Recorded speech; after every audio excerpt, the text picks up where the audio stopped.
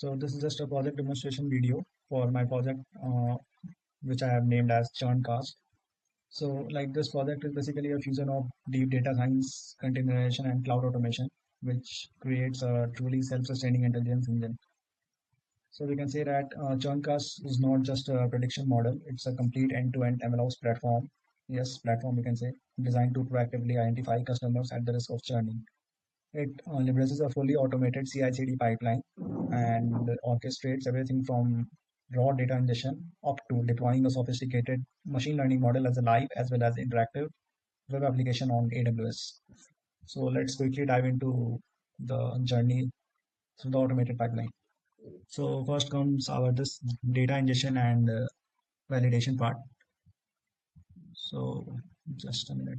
Yes, so this pipeline like begins by automatically sourcing customer data.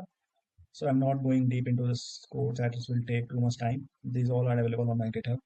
So the pipeline begins by automatically sourcing customer data from a MongoDB database, and a rigorous validation schema ensures data integrity, correction for checking for correct data types and column structures, guaranteeing that only high quality data enters the transformation stage. Then there is insight-driven data transformation. So data transformation, this is data transformation file, and this is where we like dealt with uh, imputation part, then encoding part, then handling outliers and all. So it basically the foundation of ChurnCast was like built upon a deep exploratory data analysis, which revealed the unique characteristics of the data set. So first comes strategic imputation. So instead of generic approach, a multi-stage imputation process I designed. It includes iterative imputer, mice, which is also known as mice. Its short form is mice. So it was used for features with complex interdependencies. Then k nearest neighbor imputer was applied to behavioral metrics, and a robust simple imputer handles straightforward transactional data. So this tailored strategy ensured that the integrity and predictive power of the data was maximized. Then comes the encoding part. So in encoding, yes, this is the encoding class. So in encoding, I chose target encoder in place of other encoders like label encoder and one-hot encoding to prevent issues such as increase in dimensions and ordinality issues, which comes like and which may disturb the performance of the model. So after it, we went for feature engineering. So feature engineering like basically combine two or more features to get new feature, and it was basically done to you can say that reduce the dimensions and also get like better insight of the data. Then this is the final pipeline. Like this pipeline gets trained on the training data, and this will finally help the transformation of the data which will come from the customer to our model, and those data will also go through the same transformation and will be fed into the model for the final prediction. So this is what about data transformation. Then comes model evaluation, then model pusher, and then model trainer and all. So, mm, and also, yes, I forgot to tell you about this with class imbalance part. So we applied like Smotin and Smotomic, both resampling techniques. So these were implemented and evaluated, and ultimately I went with Smotin as like it had superior ability to improve the model's F-beta score and generalization on unseen data. Then I want to tell something about that exhaustive modeling and experimentation part. So the model current accuracy is about, I guess, 98%. So let me show you. Mm,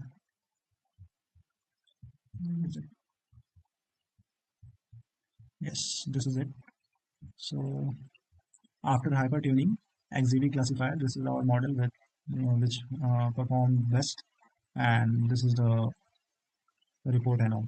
So with about 98% of accuracy on training and like F score, we can see it's quite good.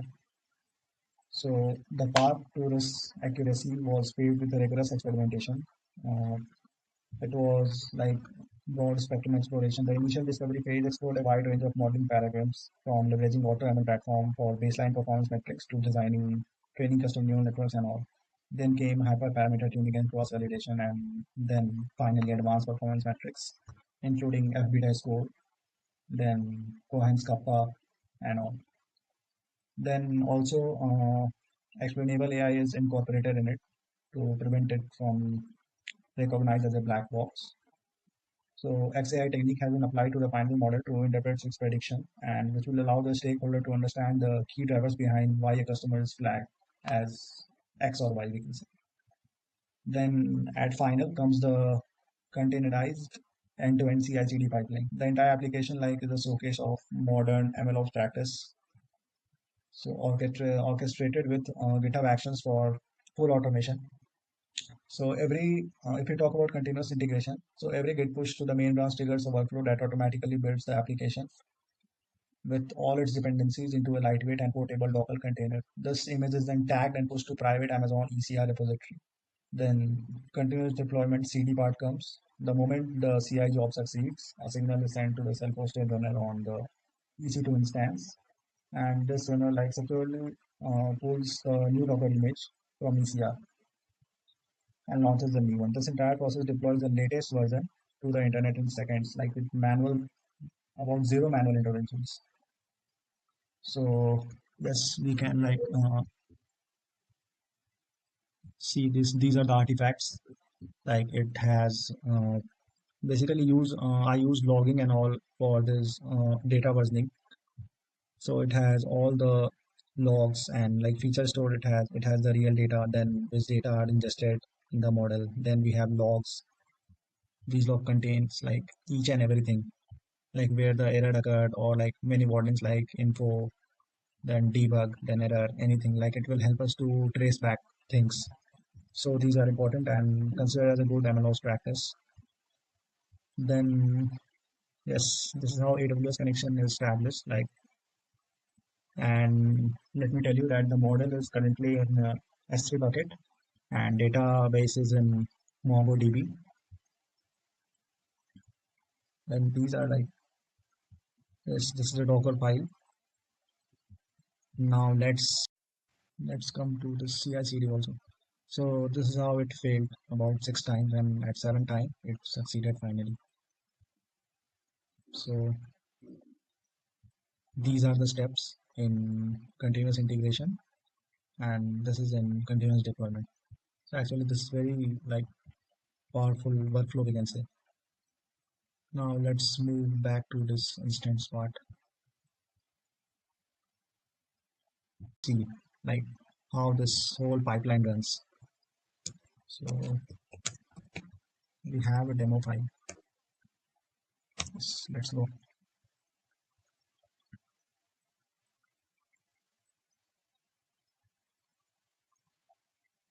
Yes, so this is how it runs, and like don't go on this course because this is like different S3 bucket. So and like not only S3 bucket, I actually was trying to like make changes to the pipeline and all data processing and all. So I got up to next AWS account and everything is like new, and the model with 98% accuracy is the only model which is like hosted on the back of our platform, which I will show you. This is just like just for experimentation part, you can say. Uh, yes, we already had like look on these codes and all. So this is like the CI/CD pipeline has two jobs. This continuous integration and continuous deployment, and this is self-hosted. And this will like get started only on push. Like we can include other like push or like merge or anything. But here I have kept it push only. Then then we have this training pipeline. We have prediction pipeline. And yes, these are like imports, data ingestion artifacts. We have like each and everything will take us to a new file. This is it. So data ingestion artifact, we have data validation artifact. These are the artifacts, and these are the configurations, and this will all take us to the constant file. Let's look at this. Yes, these are the constants which have been used, and yes, this is the logger.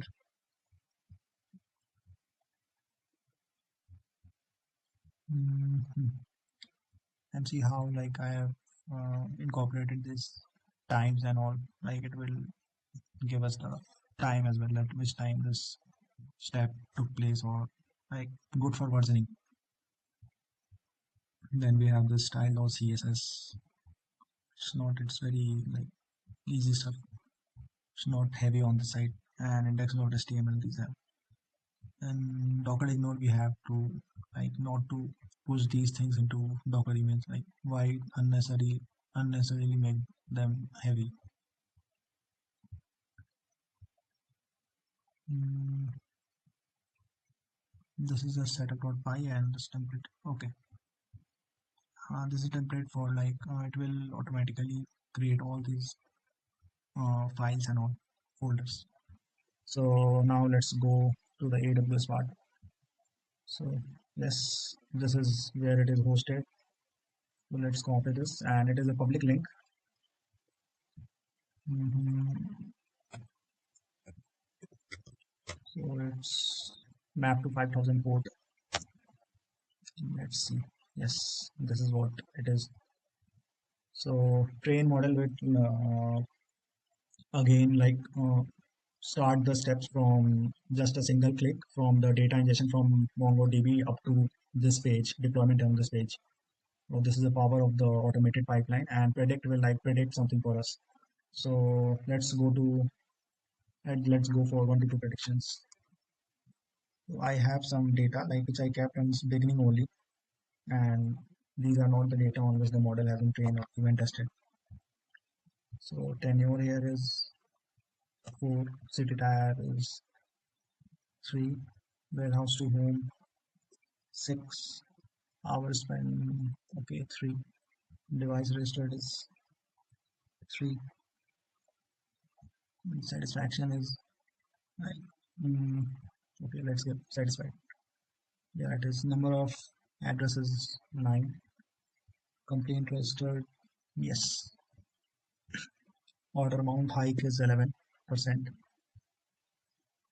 Then comes coupon use is also like 1.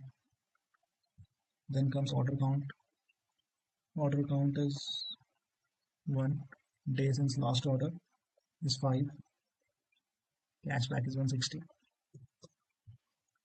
gender is female, preferred categories this is same, laptop and accessories, marital status single, preferred login device mobile, and payment is debit card, yes true. So let's predict. Yes, customer will churn, and it was my expectation as this is the true result. So model predicted it correctly. Now let's go with one more example.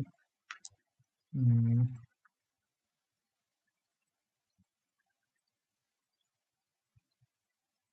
So for this example, my expectation and even the true data tells us that customer will not churn. So let's see what the model tells us. Mm,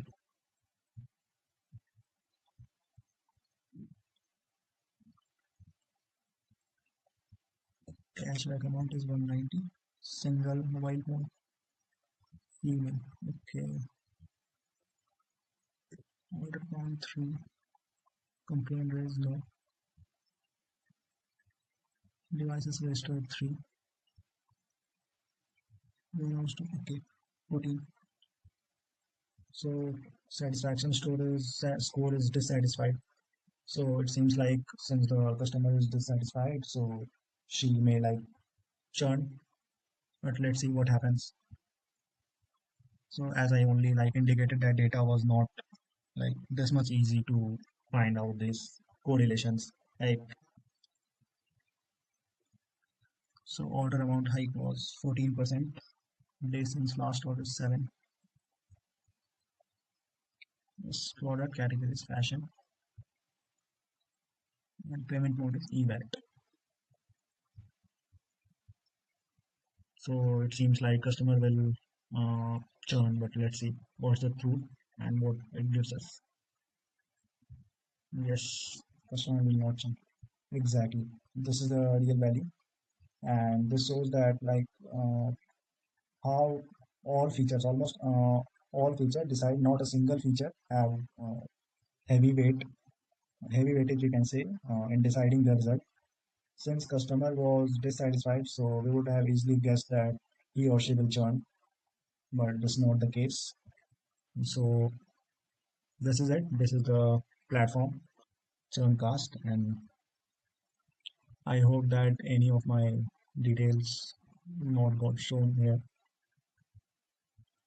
But then I will deactivate this. Okay, so this was it, guys. Thank you.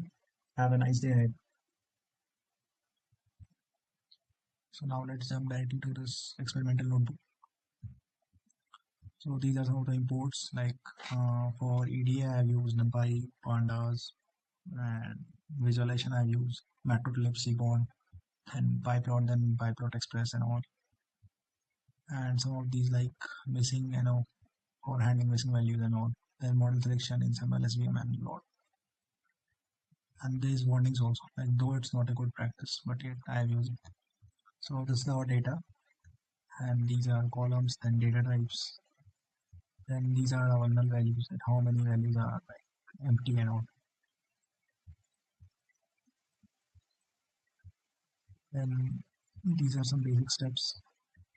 And this is how categories has been reduced. Like e-wallet and preferred payment mode has been categorized into digital payment, UPI, and mm, yes. Then COD has been categorized into cash payment. Cash on delivery has been categorized into cash on. Just these are the steps to reduce the redundancy. Then we have, as this shows us how many duplicated rows we have. So no duplicated rows in the data set. Then yes, this is like data profiling. Why data profile? So it shows everything, like almost everything. This is preferred login device and city tag and all columns it has with uh, visually appealing graphs and all. Then correlation we have, then missing values we have, and sample, data sample. Now let's move to the main part. So these are some categorized columns. This is binary column, these are categorical and numerical column, and this is target. So these are some KD plots. Like it helps us a lot to get more insights about data. Like if we take this, then warehouse versus then a warehouse to home. So we can see that in case of churn, and days are almost around like mm, yeah, around 10 days. If it take 10 days, then there's more chance that customer will not churn. This is the insight we can get from. And like these are many other graphs, and these are very helpful to scrape out from the data. And similarly, these are for categorical columns. Let's see, these are blue one is for churn and orange one is for not churn value. So these are number of devices. So in case of 4 device, count for people who have churned is like around 400, and who have not churned is around 1800. So yeah, very important information we can get it from here. And yes, group by functions have been used vigorously. Again in this also, complaint, like people who have complained and have a long device as computer, and people who have complained as device as phone. So it's definitely more. So people having phone like as a login device has more issues on the platform. So company must think about them or improve the UI experience or something. So yeah, this is what people ordering from phone are having more issues comparison to that using PC. So company should focus on improving user experience. So like this is how we get insights and some actionable points which company can take. Again, this is gender versus churn, and these are like again KDA plots. Each and every thing is present with a purpose. These are the marital status. You can see that customer has like customer huge customer base of the company include married people. Like it's the largest customer base of the company. So company should like work on these two cases like divorce and single people. So product should show them, like company should think more about them, also take some products related to these two classes, like for single people and for diverse people. And so yeah, this is it. And these are some audience distribution according to city tags. Yeah, this is box plot. This shows this outlier value, and this is IQR Q1 and Q3, and this is the median value. So everything is giving us some insights. This is city tag. This is churn rate, mean churn rate. So tag three audience, like with highest amount of people who churn, like most percentage. Then three graphs in same grid we have. So according to city tag, it has been segregated at how many people, like how much hour people spend on apps. So again, these are some insights. So Tier 1 people, the presence of three distinct peaks in Tier 1 has three clear user segments. This is likely company's most diverse user base in terms of segment, just as you can see here. So this is our spend on app versus satisfaction score. This is violin plot, which you can see. Density is maximum here. So most of the people from Tier 1 city have around four addresses, three to four addresses. This is the mean value, and this is IQR range. So these are some comparisons and all to get more understanding and detail about the data, and to give company more insights that what action it should take, like which class of people it should focus more to boost the sale and the economics of the country, company. Sorry. So according to the call of the situation, different visualize, different you can say graphs or plots have been used to get more insights, and these represents missing values. So yeah, this is it. This is like handling outliers IQR. Yeah, this is correlation matrix to show that how columns are correlated with each other. And for it, we do feature engineering to get rid of this correlation. We merge two important, like two highly correlated feature into a single one.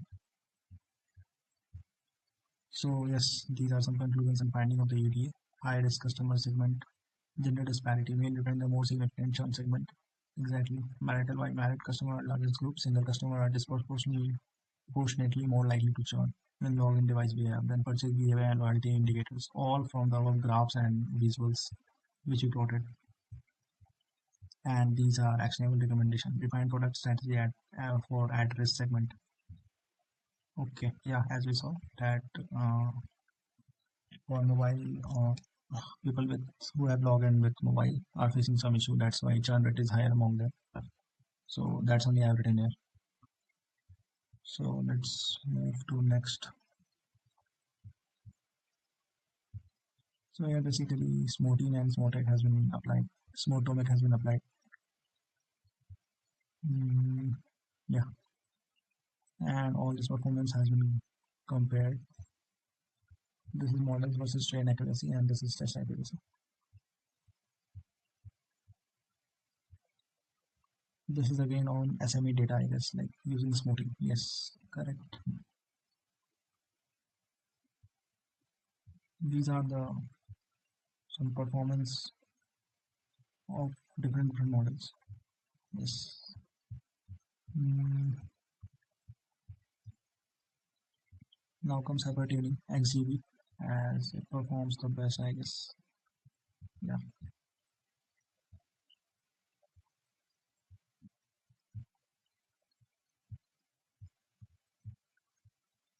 So this is it.